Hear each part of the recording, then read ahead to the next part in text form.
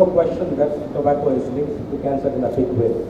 There have been some controversies recently about some politician making some comments about no Indian studies. That's absolutely untrue.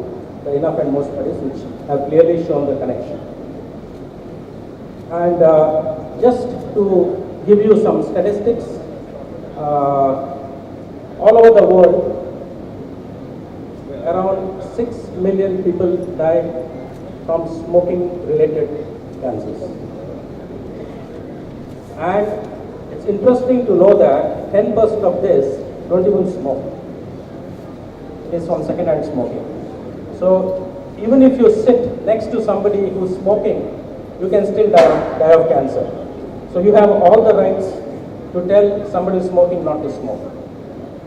In our country alone, smoking-related cancers account for nearly 6.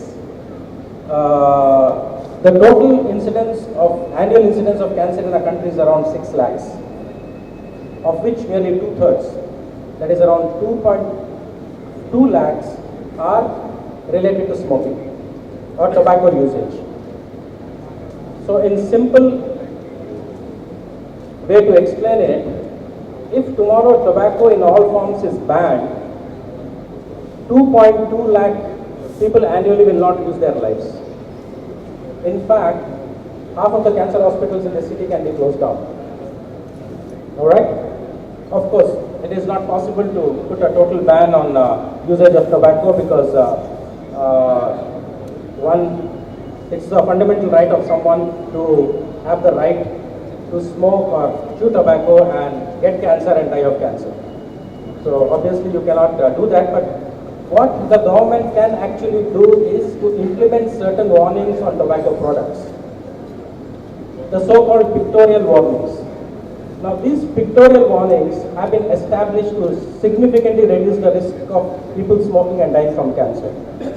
And some form of pictorial warning is currently available in the Indian context on tobacco-related products, but it is unlikely to have any impact. If you look at those pictorial warnings, you will laugh at them.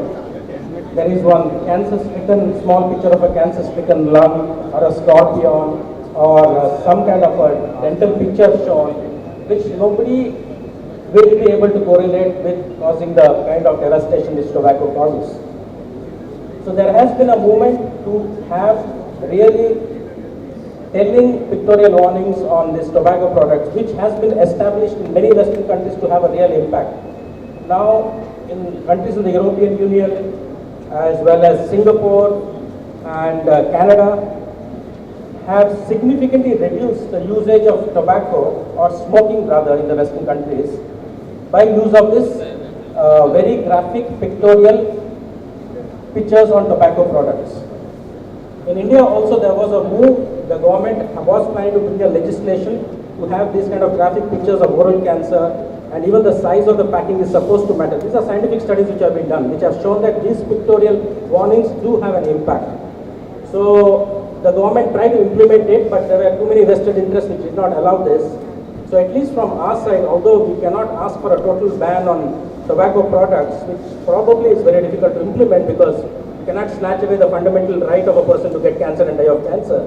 So definitely one can request the public, the media and all of us oncologists together to have pictorial warnings on all tobacco products which can have a significant impact. The design of which is already available, it just needs to be implemented.